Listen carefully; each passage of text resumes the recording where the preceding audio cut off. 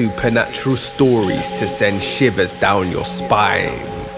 Remember to comment, like, share, subscribe, and ring the bell to get notified. I've always had a healthy respect for the paranormal, but this is the reason I now know to fear it. Let me start this off by saying paranormal is normal for my family. So ghosts, spirits, spooks, whatever you like to call them, have never been a taboo subject for us. Growing up, you see something, you tell someone, and everyone listens and gives advice. I grew up never being afraid of the paranormal and was taught to be respectful. My whole life I've experienced paranormal activity, so it happens and I move on. Until my senior year of high school. Again, I was taught to respect the dead, so I've never gone ghost hunting or tried messing with spirits or anything of that sort. If you do, that's fine. I was just taught not to. To each their own though.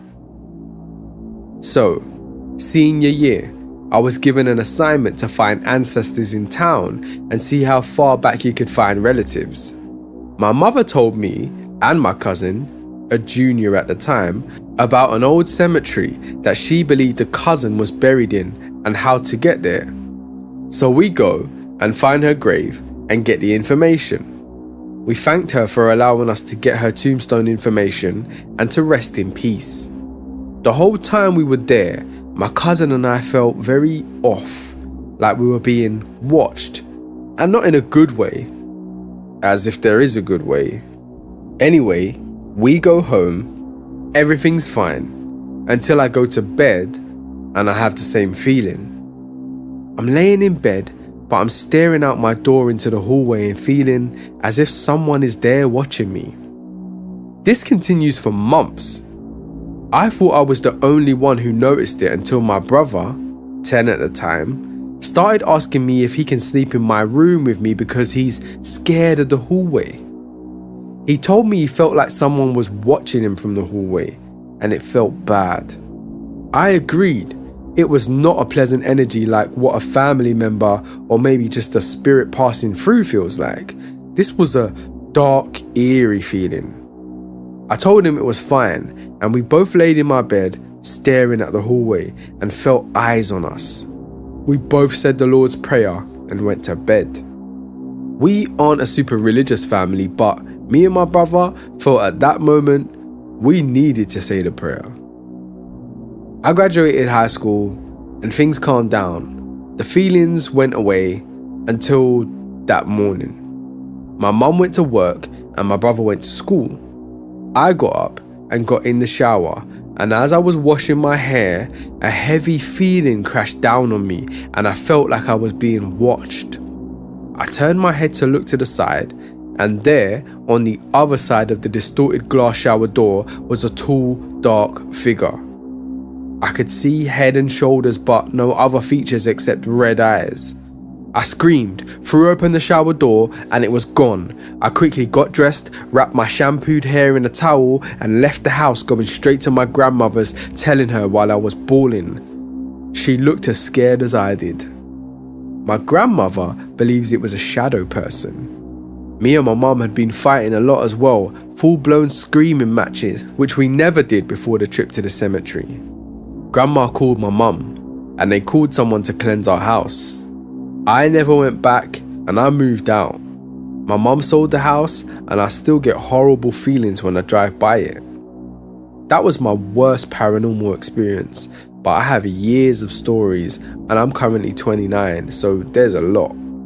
If anyone wants more, I can post, but honestly, be careful where you go and what you bring home. I have no idea who or what it was, but I'm terrified of that house now, and it took almost a year before I stopped having panic attacks in the shower. I've told only family and a couple of friends about this experience up to now, but was told that sharing it could be perfect for helping me get over this.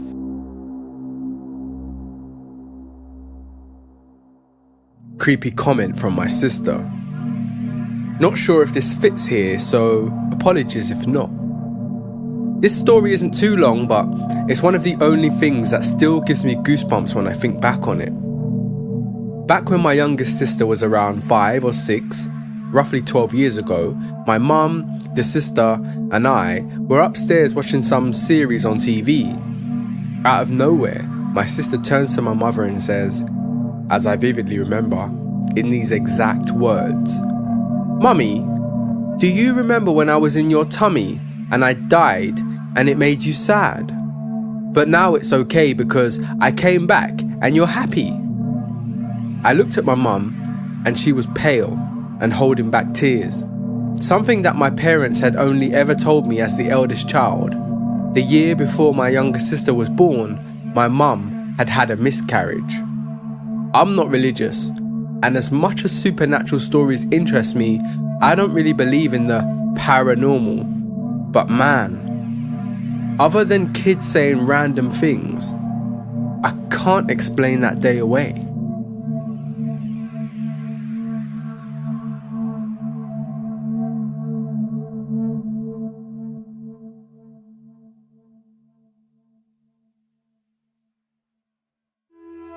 Haunted ex-girlfriend that continues and won't stop.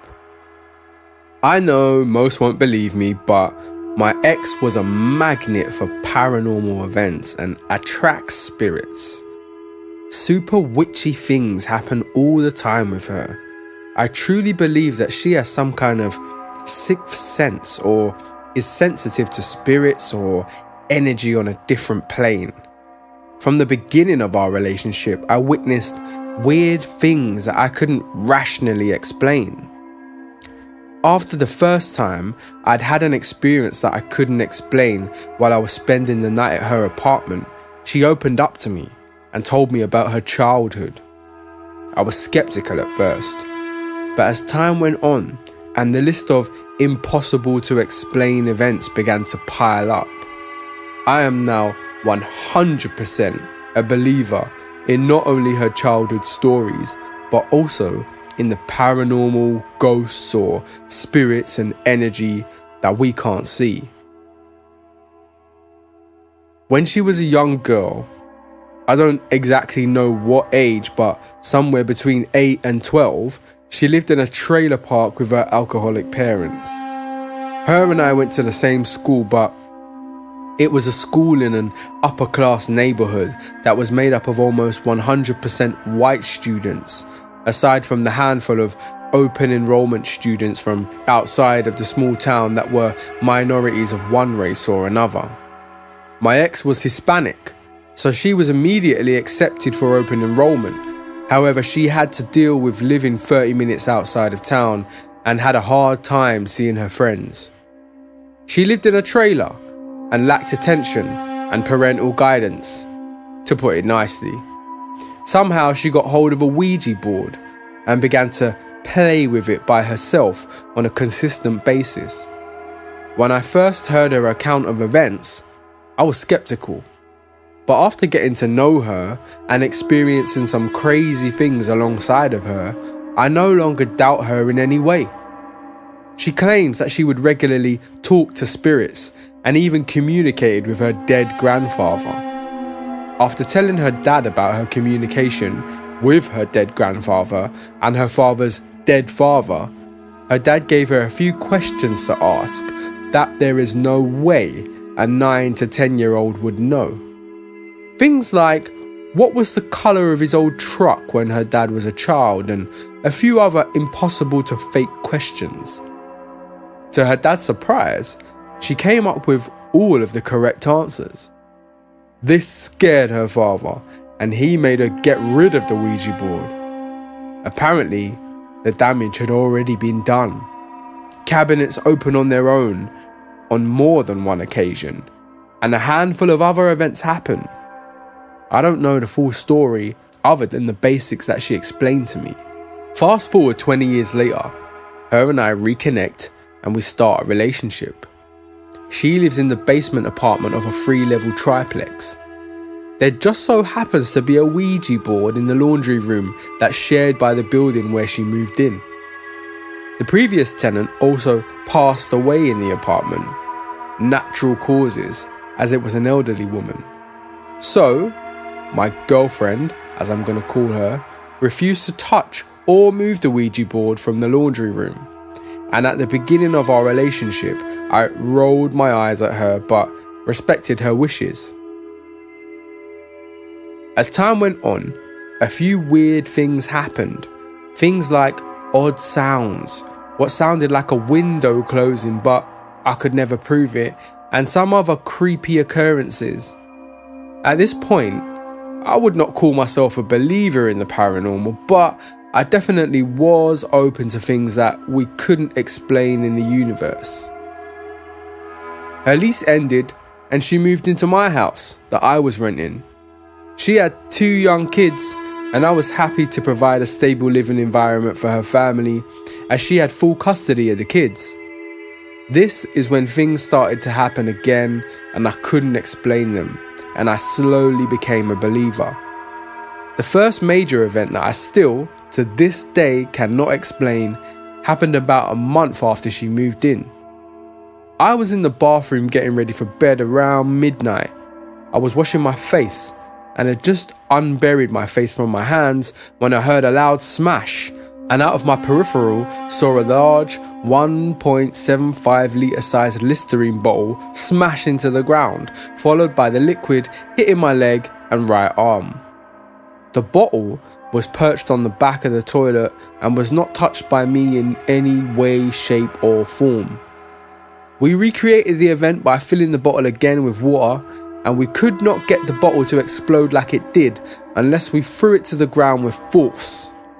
This event was weird, but I was still skeptical as there are some reasonable explanations that could be deliberated. After acknowledging that these things may be paranormal, the events picked up in pace a bit. Her and I were more interested than we were scared, and she has been dealing with it her entire life, so she's used to it. I was more in awe and slowly began to believe in the paranormal more and more as time went on. I've legit seen paintings thrown off the wall. Not only did the paintings fall off the wall, but they would oftentimes be thrown up the stairs, which is impossible unless it was forcefully removed and tossed. This happened at least 5 times, and only once was it thrown up the stairs, but still, it's enough to make me wonder and lead towards the explanation being something that I can't comprehend. We installed a home security system that records 24/7, and most importantly, it records in infrared when there's a lack of light. We had one camera on our back entrance that was located inside of our kitchen and recorded the basement stairs coming up to the kitchen. After one of the paintings falling off the wall incidents, we checked the footage and noticed a large orb moving from the upstairs stairway through the kitchen and moving into the basement. Clearly not dust or a bug. I had never felt the cobwebs on the face feeling before until I lived with her. I would think that I must have walked through a cobweb or something, but nope. I learnt that this is actually a common sign of a spirit, as it's static electricity or some type of energy. I moved into a new house after my girlfriend and I broke up, and it seems like something followed me, or I moved into a house that was already occupied by spirits. I've never let it get to me, and honestly, it doesn't really scare me, even though some scary shit has happened. I never suffered from sleep paralysis before I moved into this new house. That just so happens to be the first house that I purchased rather than renting. My ex and I are still good friends, and we broke up amicably. Immediately after moving in though, I had a garbage can perched at the top of the stairs leading to the basement, and I was sitting in the living room with the garbage can and stairs clearly visible when the garbage can fell down the stairs on its own. I wrote it off to a mouse, as that makes more sense than a ghost. However, after a year of living there, I've not come across any mice whatsoever. My bedroom is in the basement, which is newly finished and remodelled. I've never had sleep paralysis of any kind until I started sleeping in this bedroom though. I'm in my mid-30s and I think it's weird that this would start randomly like this. The types of things I see are terrifying. Apparitions walking through my walls, demons perching next to me in my bed and lunging at me, things grabbing my legs and blankets, essentially all kinds of horrifying shit. I tried praying one time when I had a particularly bad episode of sleep paralysis, and to my surprise, the demon scurried away as a white blob and made its way to my stairs leading up to the upstairs kitchen. The house was built right after World War II in 1944 and was used as housing for Air Force members and their families. I'm unaware of the full history of the house, but undoubtedly many families and people have lived here, and likely some have died here as well. A few weeks ago, something that I can't rationalize or deny happened. A friend of mine and I were hanging out and playing video games. My living room and kitchen are open and connected. I got up to get a drink from the refrigerator. I'd cooked earlier and the smoke alarm went off, so I'm absolutely certain that the kitchen window was left wide open to air things out alongside the microwave fan. As I'm walking into the kitchen to get a drink, the kitchen window slams with force. It caught me so off guard that I was unsure at first. My friends came into the kitchen to investigate the noise, and we collectively were in awe. We tried to recreate the noise, and the only way to do so was to slam the window, which is brand new and not loose at all. My friends are extreme skeptics, and this was the first paranormal experience they ever had. They both talk about it regularly 6 months later.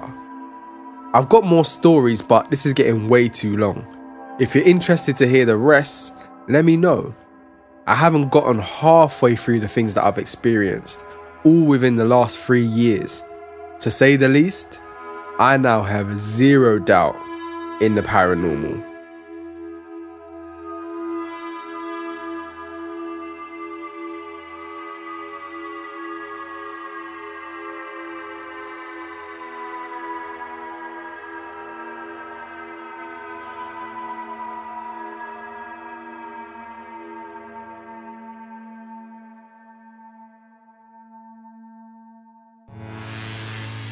GPS kept taking me back to my Randonaut location point. Just a quick one that happened the other day. I've been randonauting to randomly generated locations to walk a bit with my sick dog for a few months. The other day, we were on our way to a spot driving at dusk. I know. I'd set the intention of peace and healing or something. It was dark by the time we arrived, and I was about to turn the last little corner to see the spot. I stopped though, because immediately I felt creeped out. It was an extremely dark, woodsy corner that I couldn't really see past. I got this overwhelming feeling of dread, like I was being naively summoned into the trap of turning this corner only for something to go terribly wrong. I wondered if I was just imagining things, but the doom feeling became so overwhelming that I literally U-turned it out of there like a madwoman, my poor dog flinging around the back seat. I entered my home address into the GPS and was driving for a bit until I realised I was heading the wrong way. Zoomed the maps out and saw it was actually now taking me back to the creepy Randonaut corner that I never turned. This happened, I kid you not, 2 more times before I finally recognised where I was and just got home with my own sense of direction. This type of thing has never happened during my dog and I's previous adventures. I realise it could have all just been an Apple Maps bug, but paired with the eerie experience, I was sufficiently creeped the fuck out. So much for peace and healing. Weird creature I saw as a kid. So when I was a kid, my dad was moving around the country a lot for work. My mum and I stayed in California with family because she didn't want me switching schools all the time. Over summer break one year, we decided to stay with my dad while he was working in Savannah, Georgia. They had him staying in a hotel suite since he wasn't needed there for that long. My dad had already switched rooms once before because he kept saying something was pushing him in his sleep, which is weird to think about now since he's a huge skeptic and, from what I remember as a kid, a pretty deep sleeper. However, I had never had anything happen to me while I was there until this one day in the bathroom. I had to go really bad, so I ran in to do my business. Above the toilet on the ceiling was an air vent with a kind of square-like lid, if that makes sense. I tended to stare at it and space out whenever I was in there, but this time a weird sort of growling started to come from the vent that had me freaked out. I quickly finished up and was about to head outside when the air vent lid popped off, bounced off the side of the toilet and crashed onto the floor. Hanging out of the vent, I saw, it's actually kind of funny thinking about it now, what I can only describe as the bottom half of Mike Wazowski from Monsters Inc. It was like a highlighter green colour, the size and shape of a cantaloupe. Its skin was smooth but slimy looking, and it had 2 long, thin legs with 3 toes that had freakishly long claws. The claws were literally half a foot long. No joke. It also did not have a tail. I screamed and my mum came in, but by that time it had already pushed itself back up into the vent, so she just taped the vent lid back and hoped for the best, but I still cannot get that image out of my head all these years later. I thought it might have been a frog or something, but the long claws threw me off. Any ideas what I might have seen?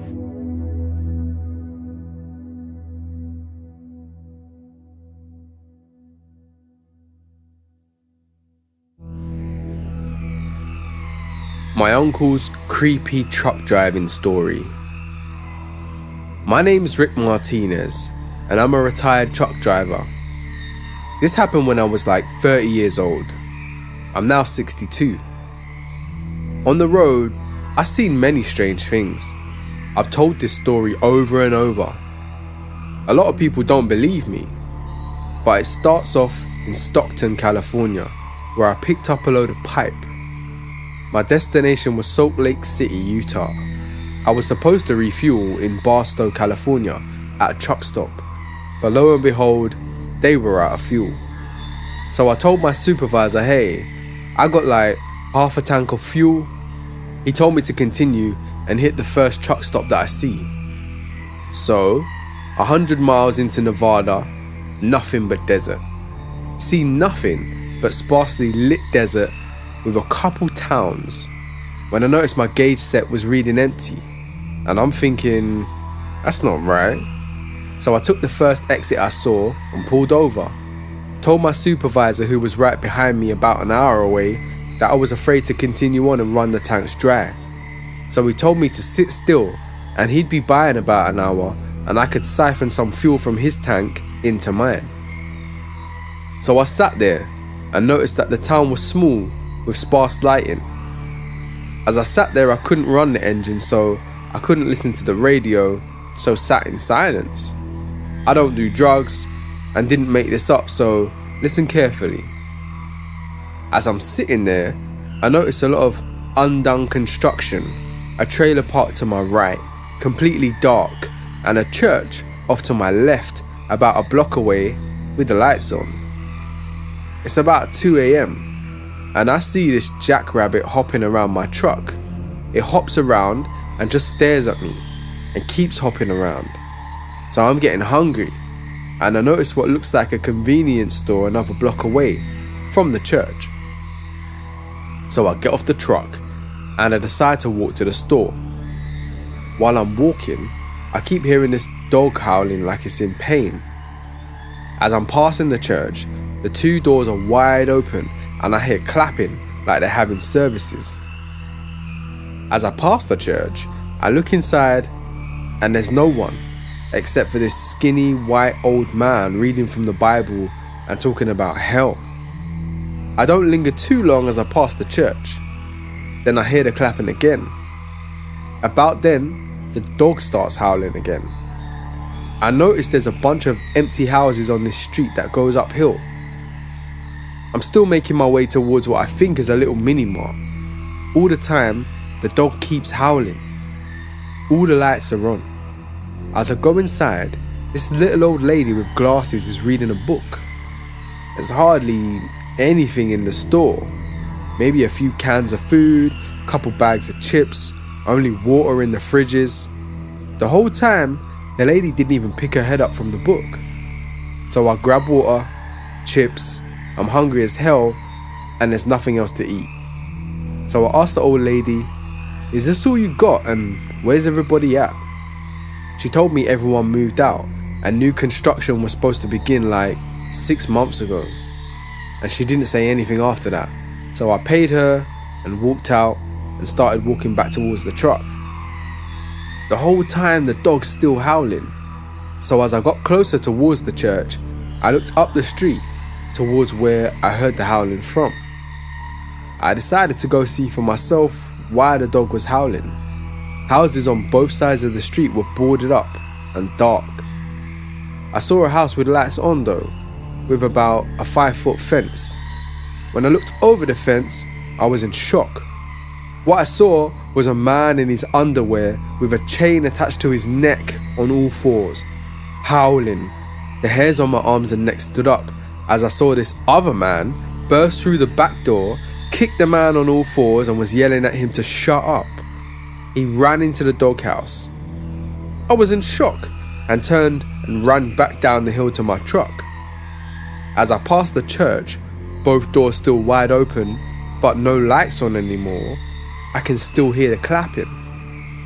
Finally, I made it to my truck, called my supervisor and told him what I saw. Told him to hurry and get here so I could leave. My supervisor asked what exit I was talking about and I told him and he said, "Oh, I passed that." He had to turn around and come back to get me. So I'm sitting there and the rabbit's still hopping around my truck. It stopped and looked up at me as I'm sitting in my truck. I'm not saying the rabbit said it, but this is what I heard. "Leave." I rolled up the window and waited for my supervisor who showed up 5 minutes later. I told my supervisor what happened and he just laughed at me and told me I'm gonna have to drug test you. I did not sleep the whole trip to Utah until I got to Salt Lake City. Now I don't care whether you believe it or not, but this is what happened, I swear. Supernatural stories to send shivers down your spine. Remember to comment, like, share, subscribe, and ring the bell to get notified.